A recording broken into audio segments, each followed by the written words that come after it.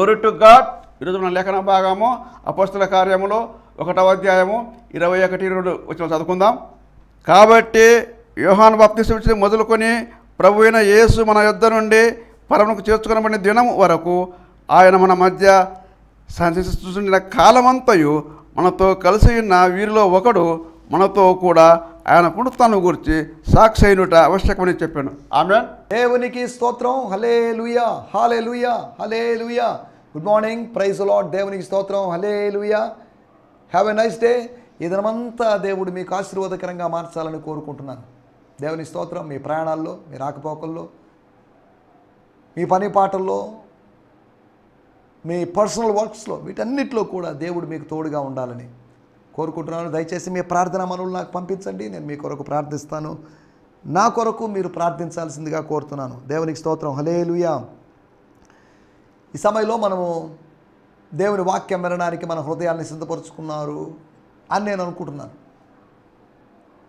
ఇక సిద్ధపాటు అంటూ ఏం లేదు, నేరుకొచ్చి వినడమే అని కాదు. కాస్త పనులన్నీ కాస్త పక్కన పెట్టేసి అంటే పనులు ఆపేసి అని నేను అనలేదు. ఒకవేళ మీరు వంటగదిలో ఉండి మీ భర్త గారు హాల్లో ఉండి టీవీ చూస్తూ, టీవీలోంచి ఈ కార్యక్రమం చూస్తూ, మీరు వంటగదిలో యూట్యూబ్ ద్వారా ఈ కార్యక్రమం చూస్తూ ఉన్నట్లయితే ఎలాగైనా దేవుని వాక్యం వినాలి.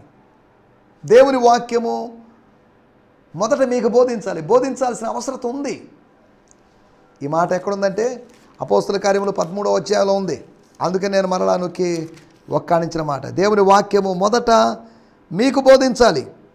13వ అధ్యాయం 46వ వచనం. అప్పుడు పౌలు బార్నబా, పాల్ అండ్ బార్నబాస్ అనేవాళ్ళు ధైర్యముగా ఇట్లనిది, దేవుని వాక్యము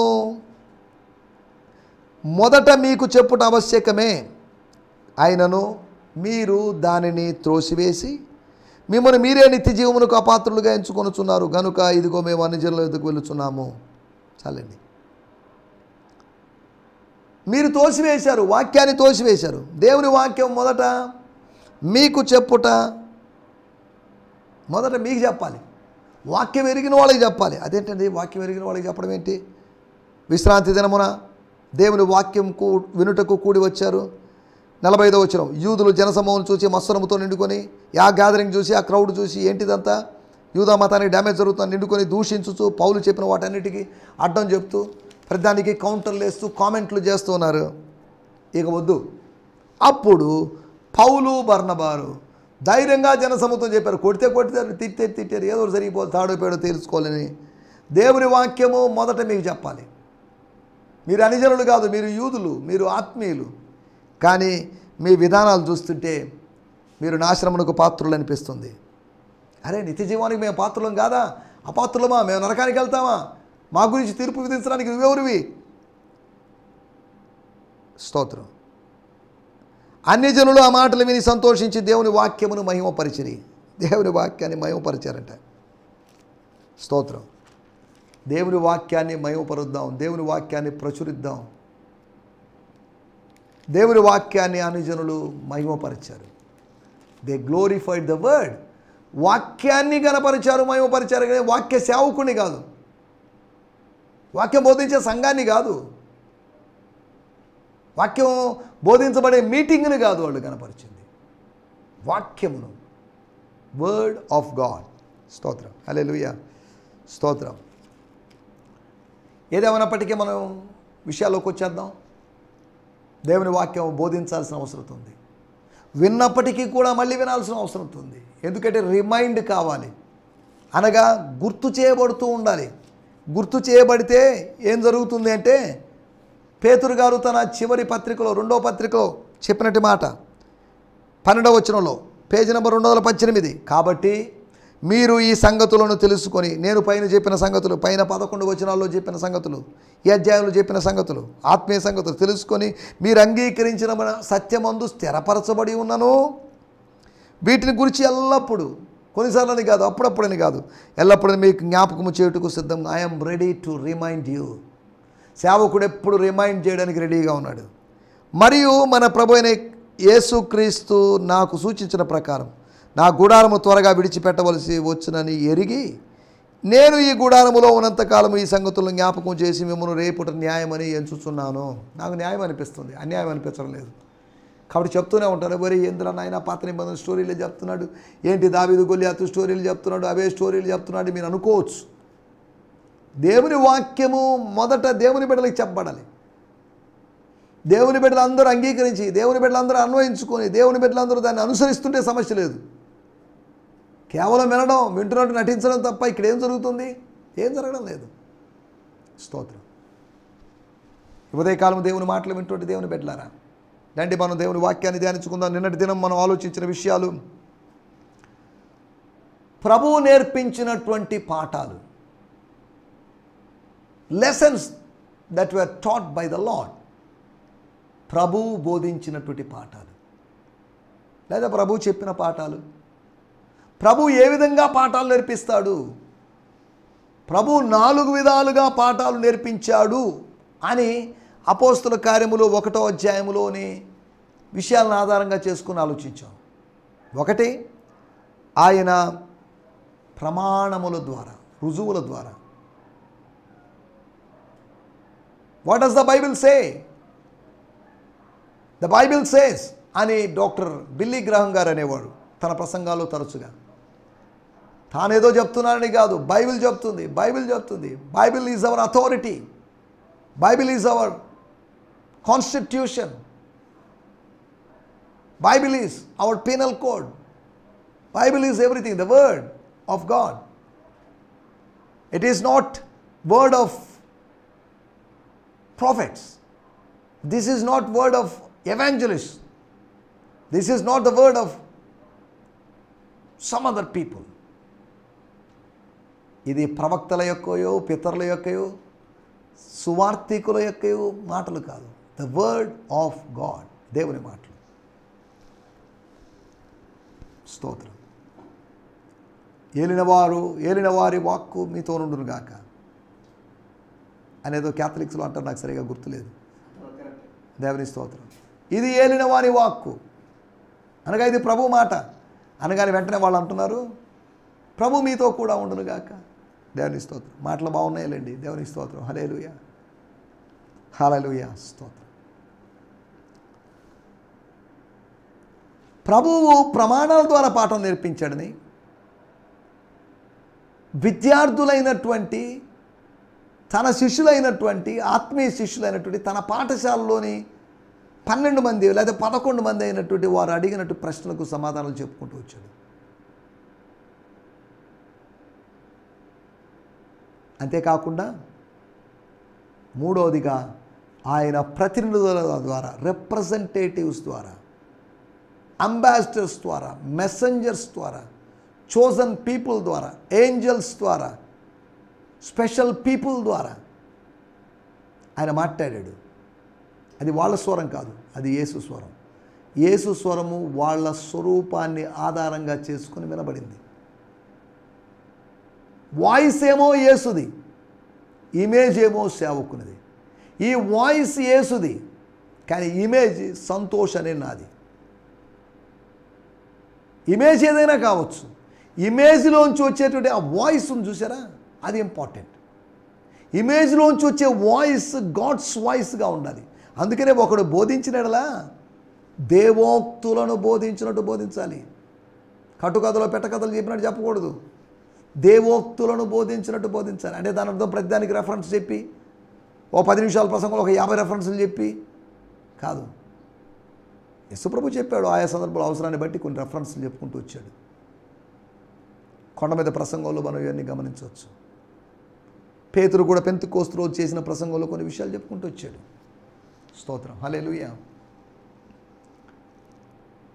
ఆయన ప్రతినిధుల ద్వారా, వాళ్ళిద్దరూ ఆయన ప్రతినిధులని, యేసు ప్రతినిధులని, తన శిష్యులని తన ప్రజలను ఆయన ప్రతినిధులుగా చేసుకోక పరలోకపు వారిని ప్రతినిధులుగా చేసుకున్నాడు. పరలోకములో వారినైనా భూమి మీద ఉన్న వారినైనా ఆయన ప్రతినిధులుగా చేసుకోగలడు. ఎవరినైనా ఆయన ప్రతినిధులుగా చేసుకోగలడు, ప్రతినిధిగా చేసుకోగలడు. ప్రతి వ్యక్తిని కూడా ప్రతినిధిగా చేసుకోగలడు ఆయన.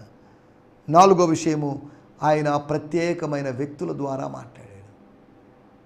ప్రత్యేకమైన వ్యక్తుల ద్వారా. ఎవరోళ్ళు?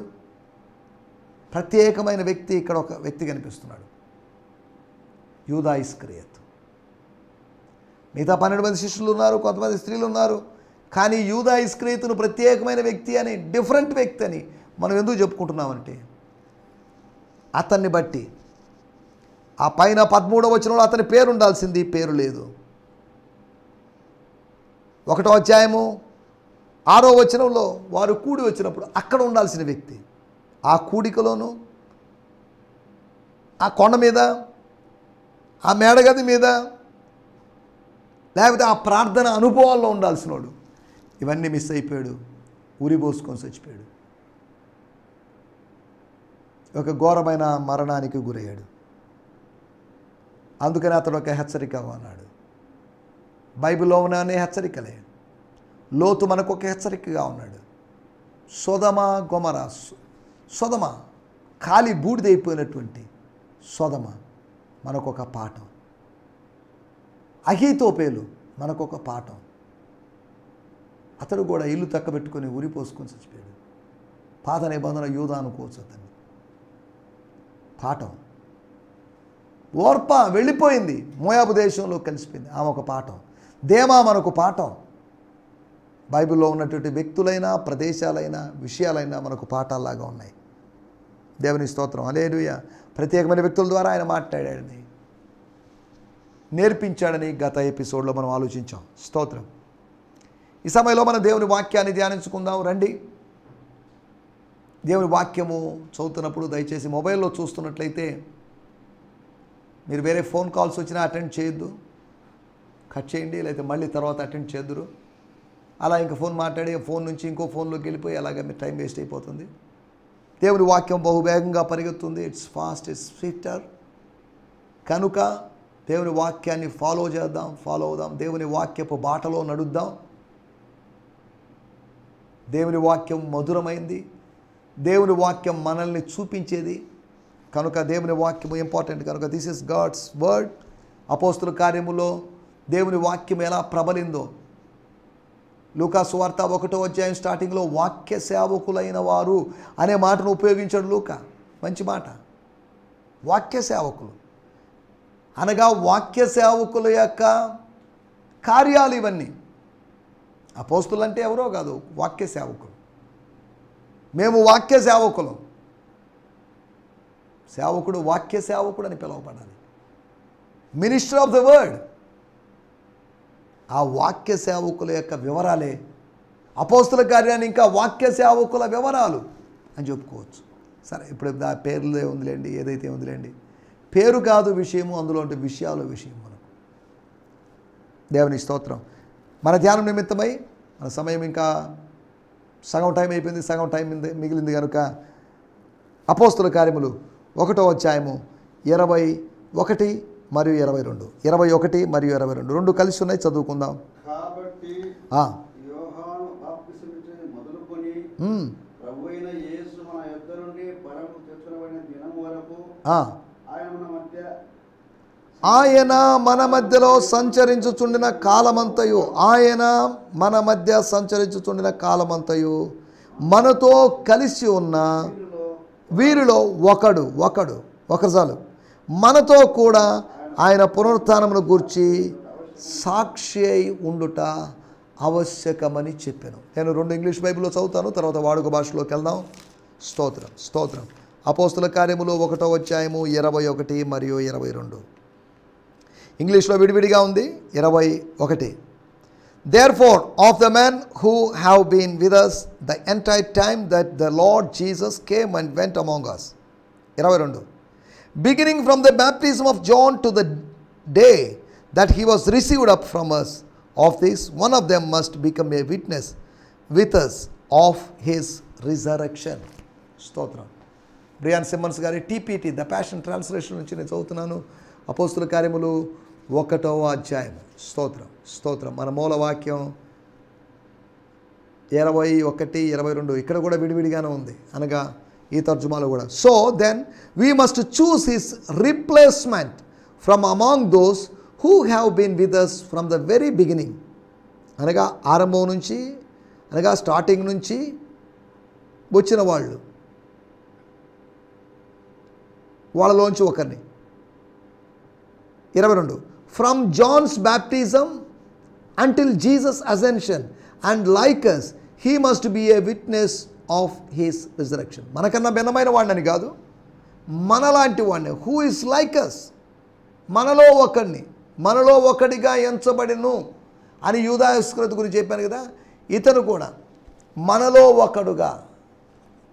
తర్వాత యేసు ప్రభువుని గురించి చెప్పబడిన మాట అపోస్తుల కార్యములు 3వ అధ్యాయంలో 22వ వచనంలో, మోషే ఇట్లనను, ప్రభు అయిన దేవుడు నా వంటి ఒక ప్రవక్తను మీ సహోదరులో నుండి మీ కొరకు పుట్టించును. దేవుని స్తోత్రం, స్తోత్రం. మనలో ఒకటి, ఎందుకంటే బయట వాళ్ళు దేనికి? ఈ 120లో ఎవరో ఒకరిని సెలెక్ట్ చేసుకుందాం. 120లో మేము 10 మెంబర్స్ తీసేసేయండి, అప్పుడు 110 అయ్యారు, 19 అయ్యారు. తర్వాత వీళ్ళలో ఎవరో ఇద్దరిని సెలెక్ట్ చేసుకుందాం కదా. వారిలో ఒకడు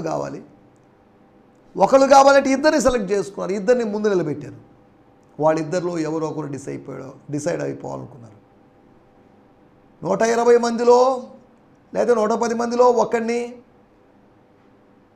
అని అనుకున్నప్పుడు ఇద్దరిని ఎందుకు నిలబెట్టారు? వాళ్ళలో 120 మందిలో లేకపోతే ఉన్నటువంటి గ్యాదరింగ్లో భేదాభిప్రాయాలు వచ్చి నో అతను కాదు, ఇతనైతే మనకి వస్తాడు, ఏదో సంథింగ్ జరిగింది, మనకు అవన్నీ రాయబడలేదు. అపోస్తలత్వపు ఉద్యోగం కొరకు, పరిచర్య ఉద్యోగం కోసం ఇద్దరు అప్లై చేశారు. ఒక పోస్ట్ కోసం ఇద్దరు అప్లై చేశారని అర్థం. సాధారణంగా ఈ రోజుల్లో ఒక పోస్టు కోసం 1000 మందో, 2000 మందో, 3000 మందో, 10,000 మందో ఇలా అప్లై చేస్తుంటారు. ఇక్కడ ఒక్క పోస్ట్ కోసం ఇద్దరు అప్లై చేశారు. వాళ్ళు ఒకరికి పోస్ట్ వచ్చింది, ఆయన వెళ్ళిపోయాడు, ఇంకొక ఆయన పక్కకి వెళ్ళిపోయాడు. యోసేపుతో పాటు చెరసాల్లో ఉన్నట్టు వాళ్ళు కన్న కళల్లో ఒక ఆయనకి ప్రమోషన్ వచ్చింది, ఒక ఆయనకి డీప్రమోషన్ వచ్చింది. ఒక ఆయనకి ఆయన మళ్ళీ వెనక్కి పిలిచారు, ఇంకొక ఆయన్ని శిక్ష విధించేశారు. ఇక్కడ కూడా వష్టిని తీసేసి ఎస్తేరుని రాణి చేసినట్టుగా యూదా ఇస్కరియోతుని తీసేసి మత్తియస్ అనేటువంటి వ్యక్తిని పెట్టుకున్నారు. కయ్యూనికి బదులుగా కయ్యూను చంపినట్టు ఏబేలుకు బదులుగా వేరొక వ్యక్తిని ప్రభువు నాకు దయచేశాడు. యెహోవా దయ వల్ల ఒక మనుషుని చంప అనగా God is replacing the people, replacing the persons. Or God is a God of replacement. Mark ప్లేస్లో, జాన్ మార్క్ ప్లేస్లో తిమోతిని తీసుకున్నారు. God is God of replacement. అనగా ఒకరి స్థానంలో ఖాళీగా ఉంచేవాడు కాదు, ఆ స్థానాన్ని భర్తీ చేసేవాడు.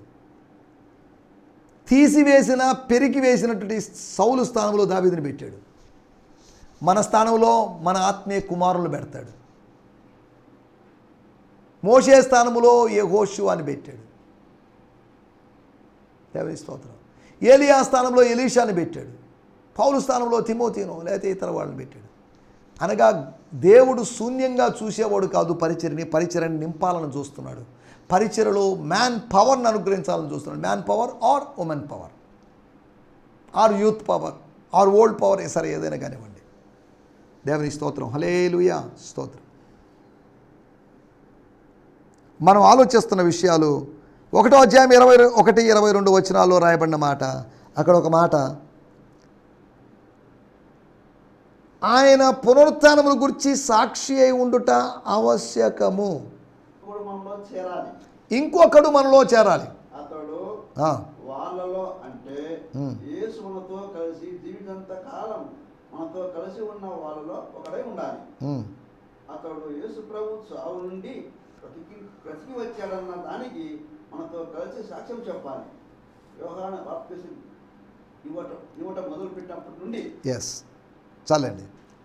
ఆయన పునరుత్థానం గురించి సాక్షి ఉంటే బాగుంటుంది, ఉండాలా వద్దా అని ఆలోచిస్తున్నారని కాదు, ఉండుట ఆవశ్యకము. It is necessary, it is compulsory. 11 అనేది బాగాలేదు, 12 అయితే బాగుంటుంది. 12 పరిపూర్ణంగా కనిపిస్తుంది, 11 పరిపూర్ణంగా కనిపించడం లేదు. కాబట్టి ఆ గ్యాప్ ఫిల్ చేద్దామని శిష్యుని గ్యాప్ని వాళ్ళు ఫిల్ చేశారు. ఆవశ్యకము, అవసరమైంది, ఇంపార్టెంట్. వీటి గురించి మనం 4 విషయాలు నేను మీకు జ్ఞాపకం చేస్తాను. ఆవశ్యకమైనవి, అవసరమైనవి, అత్యవసరమైనవి, ఇంపార్టెంట్ అయినవి ఏంటి? 4 విషయాల్ని మీకు త్వరగా జ్ఞాపకం చేయబోతున్నాను. అపోస్తుల కార్యములు 1వ అధ్యాయం ఆధారంగా చేసుకొని, అపోస్తుల కార్యములు మొట్టమొదటి మాట 1వ అధ్యాయము 4వ వచనం. ఆయన వారిని కలుసుకొని, కలిసిన వారితో కలుసుకొని ఆజ్ఞాపించాడు, యెరూషలేము నుండి వెళ్ళక. యెరూషలేము నుండి వెళ్ళక అంటే దాని అర్థం ఏంటి? యెరూషలేములో నుండి వెళ్ళక అంటే దాని అర్థం బయట ఎక్కడికి పోవద్దు అనగా దాని అర్థం గలిలయకు వెళ్ళొద్దు, యూదయలోనే ఉండండి. అక్కడ ఏమని రాయబడింది? యెరూషలేముకు తిరిగి వెళ్ళి ఎడతెగక దేవాలయములో ఉండి పట్టణములో నిలిచి ఉండుడి. లూకా సువార్త 24:49 వచనం. ఇదిగో నా తండ్రి వాగ్దానం చేసినది మీ మీదకి పంపబోచున్నాను. మీరు పైనుండి శక్తి పొందు వరకు పట్టణములో నిలిచి ఉండుడి. పట్టణములో నిలిచి ఉండుడి. యెరూషలేము అనే పట్టణములో, మహారాజు పట్టణములో, దావీదు పట్టణములో నిలిచి ఉండండి. యెరూషలేము నుండి వెళ్ళక అంటే నిలిచి ఉండడం అని అర్థం. అనగా ఇంపార్టెంట్ విషయం నిలిచి ఉండడం, staying, abiding, that is important. ఒకటి ఆవశ్యకమైనటువంటి విషయము నిలిచి ఉండడం. యోహాను సువార్త 15వ అధ్యాయం మనకందరికీ తెలిసిన విషయమే. ఆయనలో నిలిచి ఉండాలి. నిలిచి ఉంటే ఫలిస్తాం. నిలిచి ఉండకపోతే ఒట్టి తీగల్లాగా, ఎండిన తీగల్లాగా ఉండిపోతాం, ఎండిన కొమ్మల్లాగా ఉండిపోతాం. వాటి వల్ల ఎన్ని ఎండిన తీగలున్నా ప్రయోజనం లేదు. వాటన్నిటి కాల్చడానికి తప్ప దేనికి పనికిరావు. చలిమంట వేసుకోవడానికి తప్ప దేనికి పనికిరావు. కానీ పండు ఉందనుకోండి, దాంతో జ్యూస్ చేసుకుంటారు, దాంతో మద్యం తయారు చేసుకుంటారు, మందుని ఔషధంగా వాడుకుంటారు. ఇన్ని విధాలుగా దాని ఒక పానీయంగాను, ఒక ఔషధంగాను, మద్యంగాను వాడుకునేటువంటి అవకాశం ఉంది. కానీ ఎండిన పొలలతో లేకపోతే ఫలించని తీగలతో మనం ఏం చేయగలం? ఒకటి నిలిచి ఉండాలి. నిలిచి ఉండడం ఆవశ్యకం. రెండో విషయాన్ని నేను మీకు జ్ఞాపకం చేస్తాను. 1వ అధ్యాయము 8వ వచనం. మీరు యెరూషలేములోను, యూదయ, సమరయ, గలిలయ, లేకపోతే ఇంకా వేరు వేరు ప్రదేశాలు, కొత్త దేశాలు, ఇండియా, ఆఫ్రికా, ఇంకా ఏదైనా కావచ్చు, జింబాబ్వే, సౌత్ ఆఫ్రికా, ఇంకా ఏదైనా కావచ్చు, ఇక్కడ మీరు సాక్షులై ఉండాలి అంటే పరిశుద్ధాత్మ మీ మీదకి రావాలి.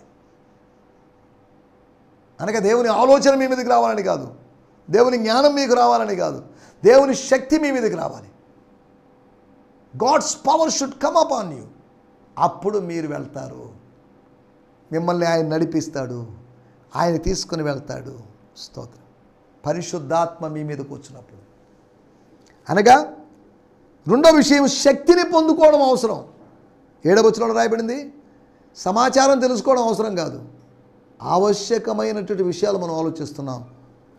ఆవశ్యకమైనటువంటి విషయాలు, ఒకటి సాక్షిగా ఉండడం. దాని గురించి మనం తర్వాత కూడా మనం మాట్లాడుకోబోతున్నాం. నిలిచి ఉండడం ఆవశ్యకం, పడిపోకుండా నిలిచి ఉండడం ఆవశ్యకం. రెండోది శక్తిని పొందుకోవడం, దైవశక్తిని, స్వర్గపు శక్తిని, నింగి నుండి శక్తిని పొందుకోవడం ఆవశ్యకం. మూడోది 1వ అధ్యాయం 8వ వచనం. అంతేకాకుండా 1వ అధ్యాయం 22వ వచనం మన మూలవాక్యంలో కూడా సాక్షులుగా ఉండడం ఆవశ్యకం. సాక్షిగా ఉండడం, శక్తి పొందుకొని శక్తిని దుర్వినియోగం చేసుకోవడం కాదు, శక్తిని పొందుకొని సాక్ష్యము చెప్తూ సాక్ష్యాన్ని చెప్పుకుంటూ ఉండడం వల్ల శక్తిని వినియోగించుకోవడం అవసరం. స్తోత్రం. ఒకటి నిలిచి ఉండడం అవసరమైనదని, రెండోది శక్తి పొందడం అవసరమైనదని. సమాచారాన్ని తెలుసుకోవడం కాదు, సమాచారాన్ని పొందడం కాదు, శక్తిని పొందుకోవడం అవసరమని. మూడోది సాక్షిగా ఉండడం ఆవశ్యకమని. 4వ విషయము చెప్పు నేను ముగించేస్తాను. 1వ అధ్యాయము 16వ వచనం. సహోదరులారా, మన యేసుని లేకపోతే మన ప్రభువుని పట్టుకొనిన కొందరికి, యూదులకి, ఆ సైనికులకి, పరిశీలి పంపినటువంటి యూదులు పంపిన వారికి త్రోవ చూపినటువంటి యూదాను గురించి పరిశుద్ధాత్మ దావీదు ద్వారా పూర్వం పలికిన లేఖనము నెరవేరవలసి ఉండెను. నెరవేరాలేదు కదా, నెరవేరవలసి ఉండెను. It must be fulfilled, must be. ఆయన సమరయ గుండా వెళ్ళవలసి ఉండెను. అనగా ఒక ఆవశ్యకత, ఒక అవసరత, ఒక నెసెసిటీ. ఏంటి అంటే లేఖనము నెరవేరాలి. లేఖనము నెరవేరకపోతే దేవుడు అబద్ధికుడని ఎంచబడతాడు. లేఖనము నెరవేరకపోతే ఆ వాక్యం రాసినటువంటి దావీదు లేదా ప్రవక్తలు వీళ్ళు అబద్ధికులని ఎంచబడతారు. దేవుని ప్రజలు నమ్మే అవకాశం లేదు. మనం ఆలోచిస్తున్న విషయం. 4వ విషయం, లేఖనము నెరవేరాలి. The word of God should be fulfilled. ఆకాశము భూమి గతిస్తాయి కానీ నా మాటలను గతించవు. ఒక పొల్లైనను ఒక సున్నైనను గతించదు. అంత ఖచ్చితంగా రాయబడింది. స్తోత్రం. కాబట్టి లేఖనము నెరవేరాలి, ప్రవచనము నెరవేరాలి. ఒకని ఊహ వల్ల పుట్టింది కాదు ఇది. దావీదు ఊహ వలన పలికిన మాటలు కాదు. యూదా అనేవాడు ఒకడు ఉన్నాడట, వాడు ఉరిపోసుకుంటాడట, వాడి ఇల్లు పాడైపోతుందంటే ఊహల్లో కాదు. నేను ఇలా ఊహిస్తున్నాను. నోస్ట్రడామస్ లాగో, కీరోలాగో, ఇంకా ఇతర వ్యక్తుల్లాగా కొంతమంది చరిత్రలో ప్రస్తావించబడిన వ్యక్తుల్లాంటి వాడు కాదు ఆయన. స్తోత్రం. చారిత్రాత్మకమైన వ్యక్తే అయినప్పటికీ ప్రవచనాత్మకమైన వ్యక్తి దావీదు. దేవుని స్తోత్రం. హల్లెలూయా. స్తోత్రం. 4 విషయాలు నేను మీకు జ్ఞాపకం చేశాను. 1 నిలిచి ఉండడం అవసరమైంది. 2వది శక్తిని పొందుకోవడం అవసరమైంది. 3వది సాక్షిగా ఉండడం ఆవశ్యకమైంది.